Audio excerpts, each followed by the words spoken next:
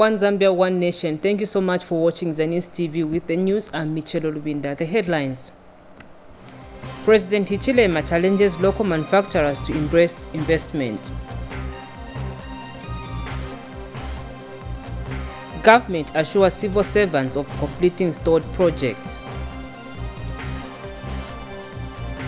7 suspects are accused of attempting to traffic male pupil with albinism granted bail. Civil servants warned against abandoning workstations. The news in detail.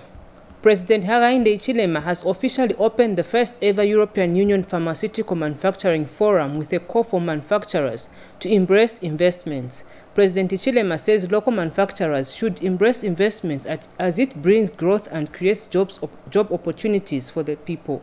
More in the following report. President Hakainde Hichilema has officially opened the first ever European Union Pharmaceutical Manufacturing Forum held at Mulungushi International Conference Center.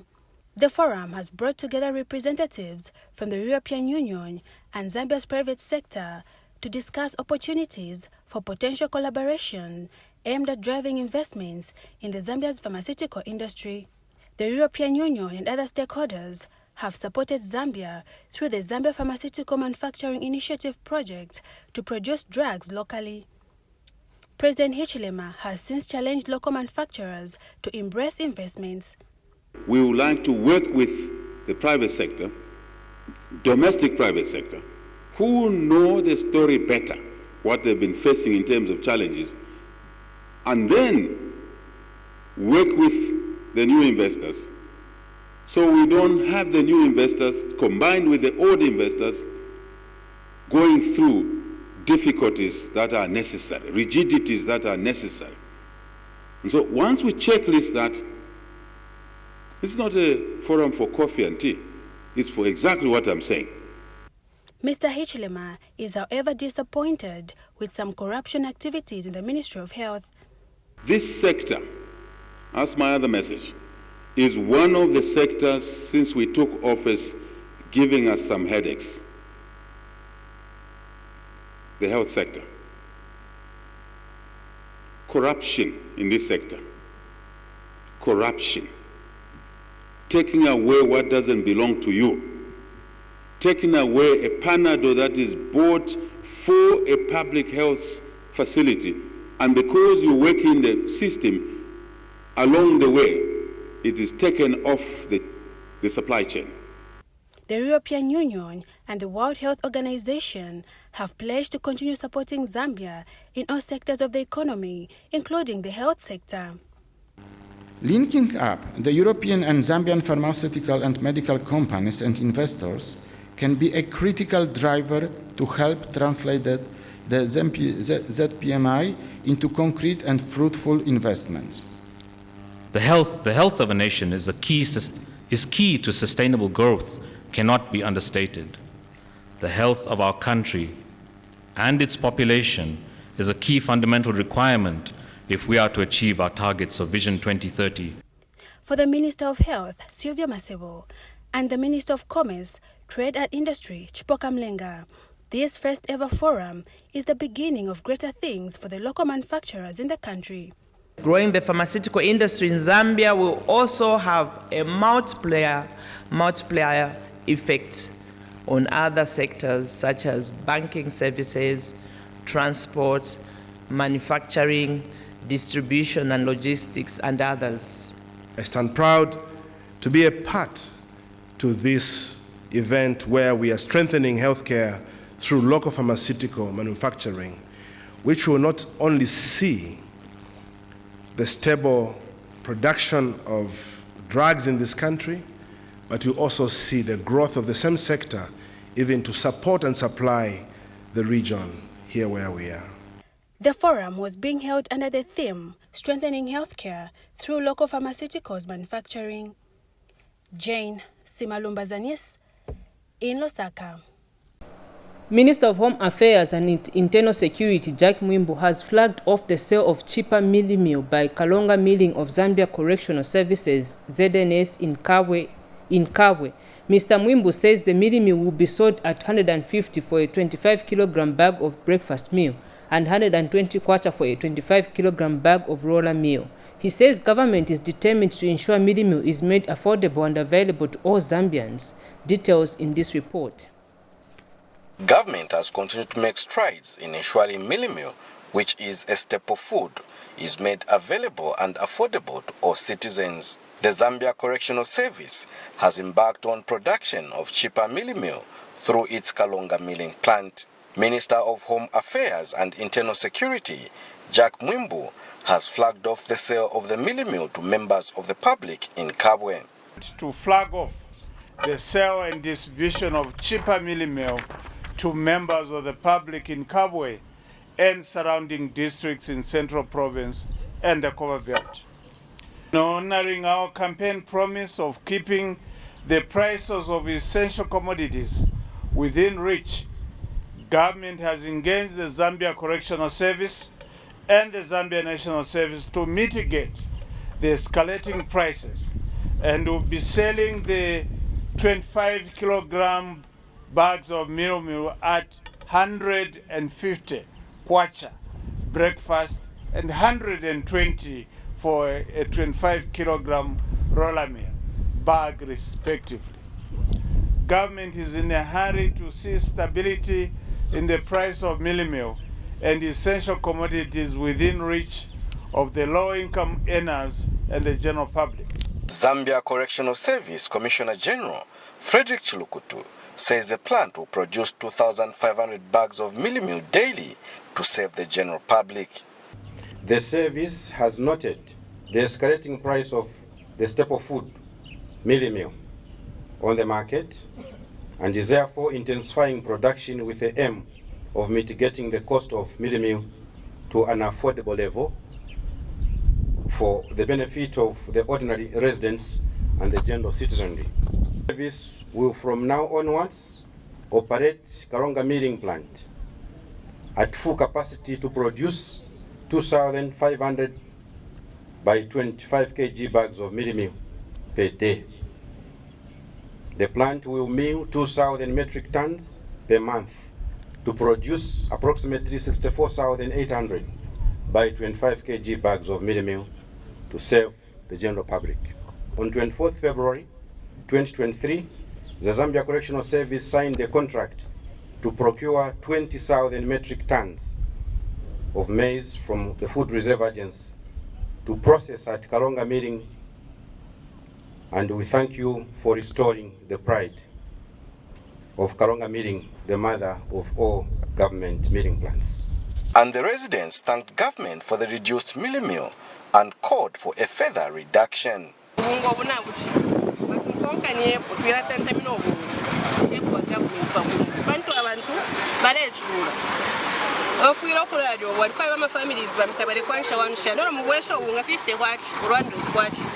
Kelvin Tembo for Zanis in Kabwe, Central Province. We now move to Lusaka Province, where Lusaka Province Permanent Secretary Robert Kamalata has assured civil servants in Chilanga District that works on stored projects will soon commence. Mr. Kamalata has noted that some contracts in the districts were terminated due to poor workmanship. He, however, stated that the works will resume as soon as the verdict is passed on whether the contractor should continue or not. Details in the following report by Evelyn Masialeti. Lusaka Province Permanent Secretary Robert Kamalata has toured stored projects in Chilanga District. Mr. Kamalata said that the stored projects will be completed soon as government is waiting for verdict on whether to continue with the same contractors or not. The government terminated the contract citing poor workmanship. And this contractor, he appealed to the government that it was unfairly done, and that was taken to the infrastructure procurement, who are studying the appeal. Mr. Kamalata said that it was saddening that the emergency component of Constituency Development Fund is not utilized despite the flood situation in the province. But now, when are we going to use that emergency fund if we can't use it now? Because this is when we're having disasters. So we're appealing through you, Chair, that the CDF committees should sit and look at the CDF fund, emergency funds, so that we approve and they are used on the intended purposes. Earlier, the permanent secretary paid a courtesy call on the DC, who presented some challenges the district is facing. They're asking me to surrender their offices back. Now, if we do, then it means our officers will have nowhere to stay. But we believe if we can complete some of these infrastructure projects that we have, which are at 80% and above, including the district administration block itself, then most of our problems in terms of office accommodation will be a thing of the past. Later, Mr. Kamalata handed over 10 bicycles to the community volunteers in Chilanga district. Evelyn Masialeti, Zanis, Chilanga. Now, members of the public in Central Province have expressed happiness following the signing concession agreement of the reconstruction of the Ndola-Lusaka dual carriageway expected to commence soon. Here is a report. Up until today, the Lusaka-Ndola Road has remained a major artery for passengers and goods, and also a transit for export and imports to neighboring countries. This is the reason the reconstruction of this road into a dual carriageway will surely reduce the cost of transportation, both in terms of money and time. Motorists have since expressed their happiness after learning that the reconstruction of the road will commence soon.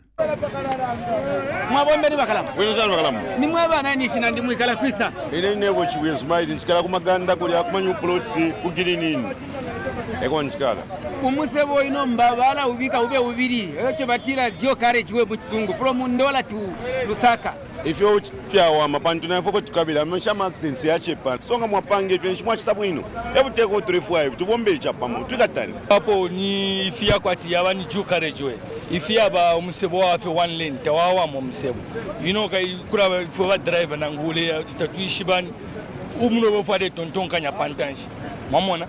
So if you have a juka rejo, tukala today in the refu. Icho HRR ngamanja nama accidents in Shatashan. Yache panako.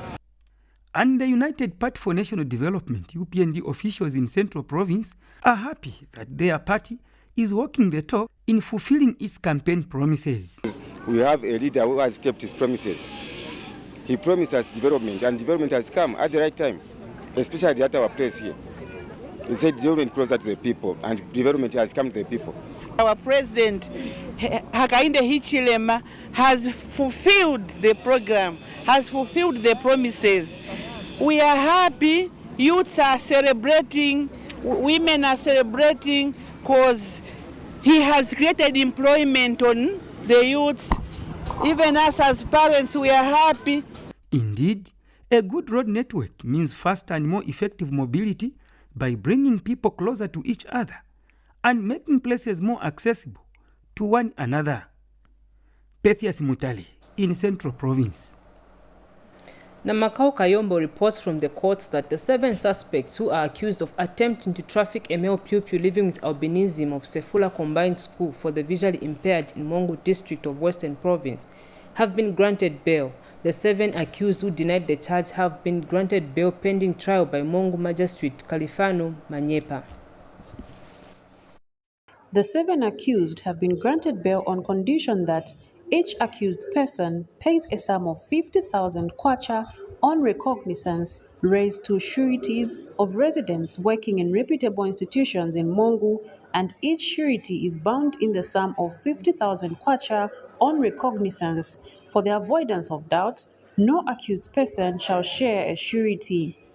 The 7 suspects were initially arrested under Section 143 of the Penal Code Act of the Laws of Zambia, a charge that does not exist because it is a repealed legislation.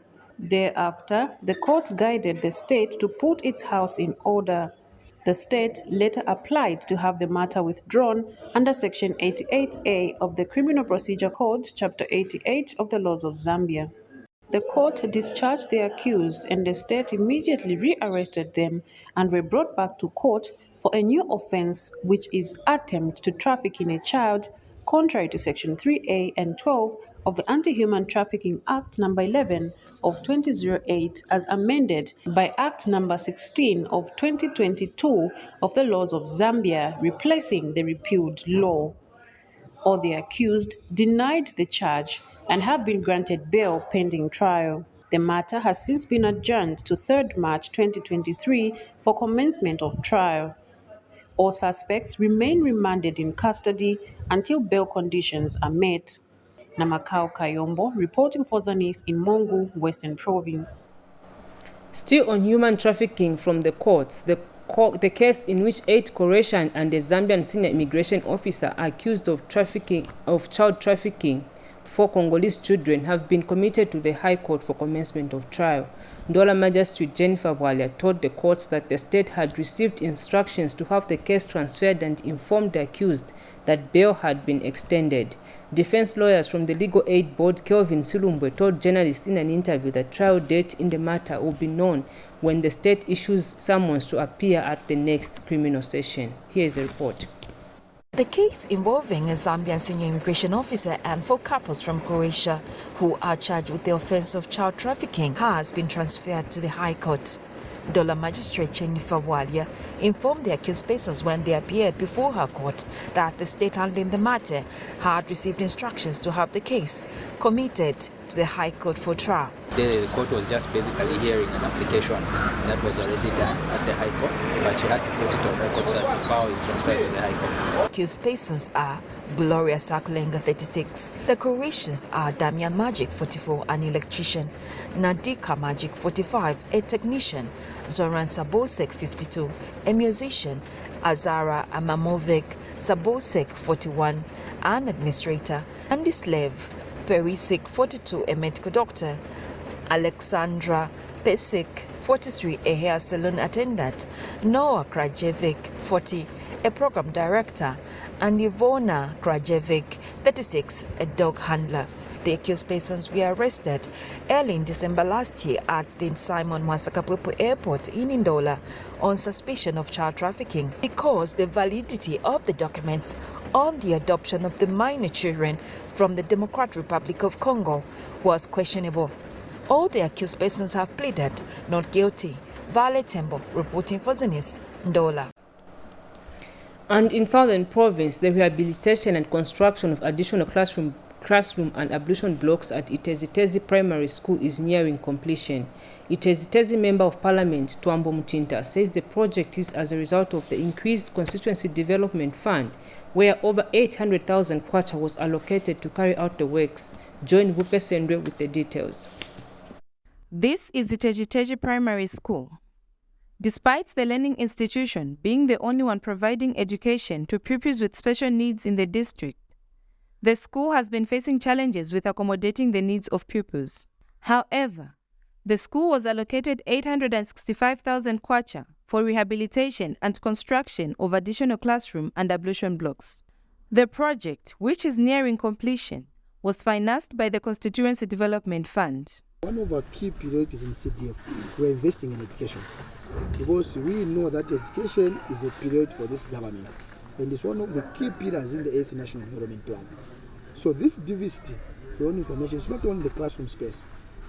We have 80% deficit in the teachers' houses. We also have got a deficit of close to 75% in terms of ablution blocks in the schools.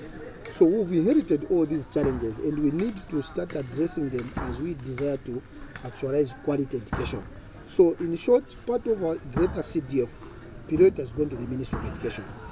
The school head teacher says the development will by and large meet the needs of the pupils and enhance learning. It will suffice the population of the school, which is about 1,900. Yes, also our special education unit had no special toilets to use. This ablution block that they have built, it will enable those learners, especially using the wheelchairs, to go to the toilets very well, and the doors are well made that they will help themselves properly. The contractor is grateful to the government for empowering local construction companies. Turumba government wakainde iya kasora kupa ma local contractor yakatupa contract ndime contractor yawe yalawa so twakumbanganya ku government please utitwele kumana mu 20 March nshitama complete. And the traditional leadership has lauded President Hakainde Hichilema for increasing the CDF to 28.3 million kwacha this year. Firstly, I would want to commend His Excellency the President, Mr. Hakainde Hichilema, for the singular vision to ensure that CDF is increased for the betterment of us rural areas, because in the previous governments, rural areas were actually being neglected. Wupa Sendo reporting for Zanis News in Iteji-Teji, Southern Province. We cross to Luangwa District in a bid to ensure that no pupil sits on the floor while learning. Luangwa Council, through the Constituency Development Fund, has handed over 240 desks to 4 schools. The desks are a third component of the 2022 allocation of 600 desks. Luangwa District Commissioner Luka Chikani officiated at the handover ceremony. Here's the rest of the story. Authority in Luangwa District has continued to allocate more desks in schools in the district. This is in line with the presidential announcement of having no pupil sitting on the floor this year, 2023. The district commissioner has echoed the need for CDF committee to expedite the allocation of desks. Your president loves you because he wants you to excel the way he did himself up to university level. Make the school environment conducive for your learning. The council secretary revealed that more CDF funds will be allocated to ensure that all the schools have good sanitation facilities and proper water reticulation system. Allocating more funds to schools so that we can procure more desks, we build pools, and also water reticulation must be improved in all the schools. So all those instructions have come. The area member of parliament and council chairperson shared a word to the pupils. To set your standards very high. We want doctors from here. We want engineers. We want physicians. We want people from Luangwa to produce things that have never been produced. Adroit leadership of the Republican President, His Excellency Hakainde Hichilema, for at least giving us this money that we are able now to buy the desks for the schools. The school authorities are happy with the development. All the head teachers have a spirit of maintenance. Don't just wait to receive new desks. There are a lot of frames hanging around in your schools. Pick those frames, buy the remaining materials, rehabilitate the desks. The Ministry of Education is grappling with the serious shortages and challenges in infrastructure, especially in the newly upgraded secondary schools, which have literally classrooms and no supporting infrastructure of any kind, such as laboratories and the administration block, just to mention but a few. Lista Ndumba, Luangwa District. We continue with education news. Education is one of the key sectors yielding positive results under the Constituency Development Fund, CDF, in Eastern Province, as evidenced by infrastructure development and bursaries. Mutalekani reports. In the 2023 national budget, government allocated 28.3 million kwacha worth of Constituency Development Fund, CDF, per constituency. This marked an improvement of over 2.5 million kwacha from last year's allocation of 25.7 million kwacha. Chipata Central Member of Parliament Ruben Mtolo says CDF is a real demonstration of government's decentralization agenda. We are aiming for the devolution. We are aiming that the districts should have the power to make decisions. It will be the districts that will decide where they want a dam. It will be the districts where they want which road should be tarred. It will be the districts that will decide which schools to start with in terms of construction. Education is among different sectors that have performed well in the area of CDF in Eastern Province. A case in point is Zumaire Day Secondary School in Kaumbwa constituency, which is in Petaoke district. We really benefited from CDF. If you look here, we have this structure, 1x2 classroom block, which was built in 2019 under CDF. Again, last year we did apply for CDF and we were put on the list, and we are one of those who are going to benefit the construction of a number of structures here at Zumaire Day Secondary School. The boys and girls dormitories will be constructed, water reticulation, the laboratory 1x3, and the 2 teachers' houses. They will all be constructed.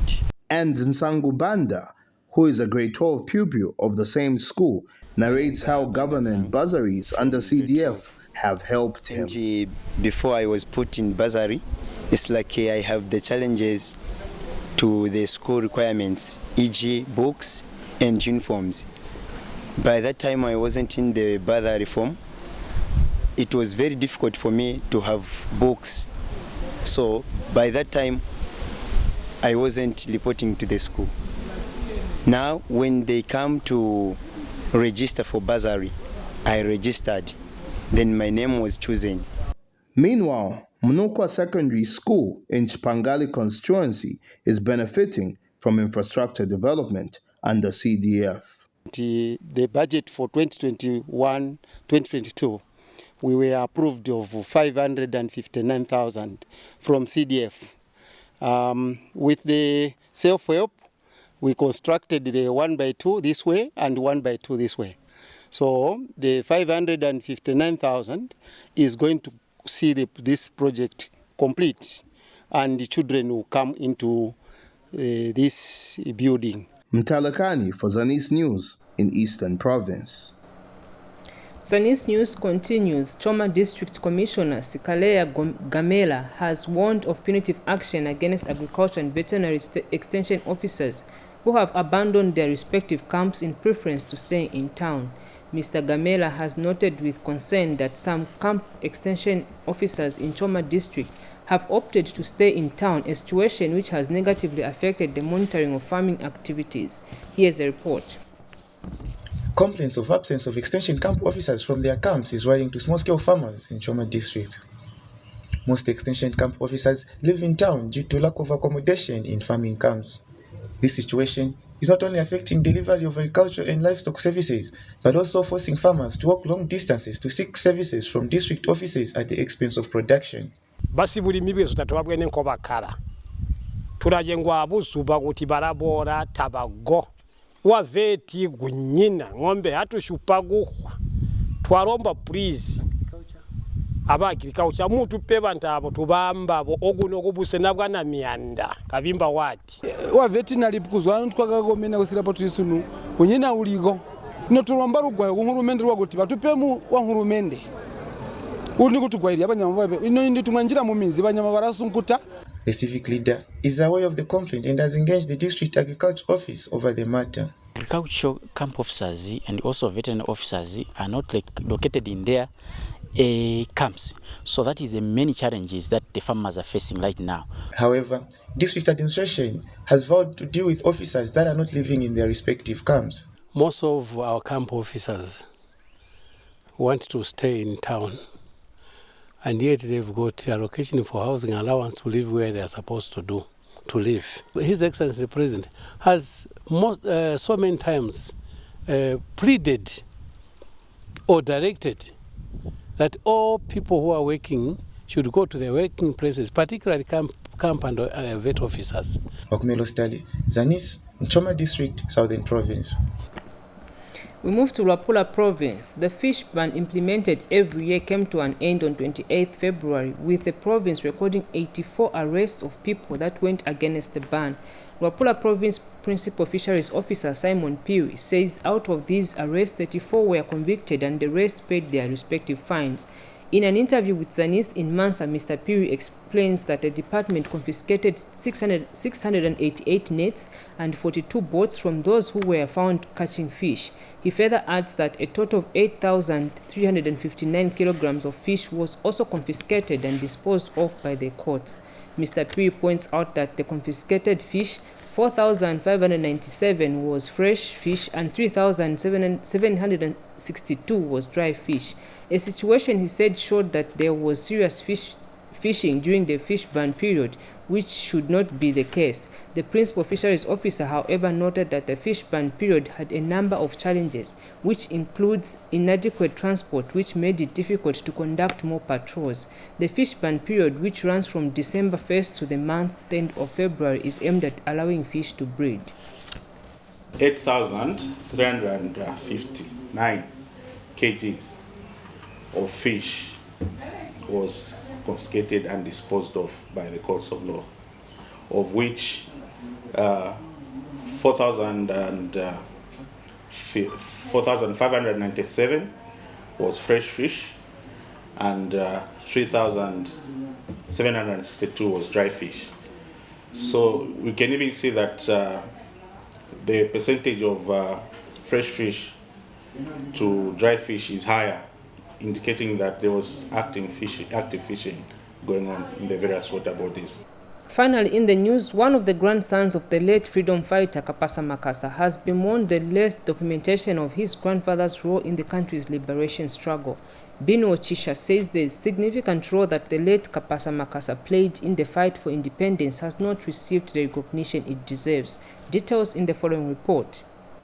Of gallant men and women who played a pivotal role in the country's liberation struggle, such as the late Kenneth Kaunda and Simon Mwansaka Pwepwe, is important for the purpose of proper preservation of our rich history for the future generations. With Chinsali district in Mchinga province being recognized as a home of most of these freedom fighters, among them late First Republican President Kenneth Kaunda, the documentation of Kapasa Makasa, who also played a significant role, has been limited. In this regard, one of the late freedom fighters' grandsons, Binwell Chisha, has called for the full profiling of his grandfather's contribution towards independence and other aspects. The things that were documented about him, which I came to find, were just the speeches which were just on paper. But when it comes to the works that he did, he is less documented. 3/4 of the things that he did here in Chinsali, the things that he did for the country, the meetings that he went through, he went outside the country, like in UK, in London, or they are not there. In response to this noble appeal, the Department of Cultural and Traditional Affairs in Mchinga province have disclosed that plans are underway on the proper documentation of the late freedom fighter. Kapasa Makasa being one of the freedom fighters, we are eager to collect information from the family. And it is in this vein that with the coming up of the establishment of the museum, we would appreciate the family to avail such information to us. And in recognition of this freedom fighter, Kapasa Makasa University in Chinsali was named after him to appreciate the positive influence he had in the education sector.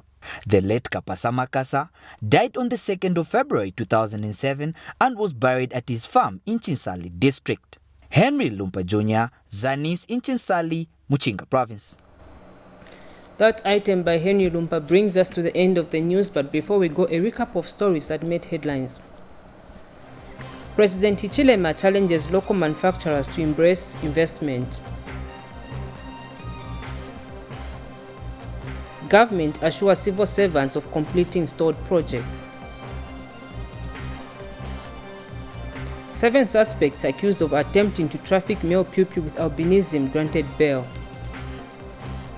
Civil servants warned against abandoning workstations. That's all we could package. On behalf of the entire production team, this has been Michelle Rubinda. Thank you so much for watching. Until next time, it's bye-bye.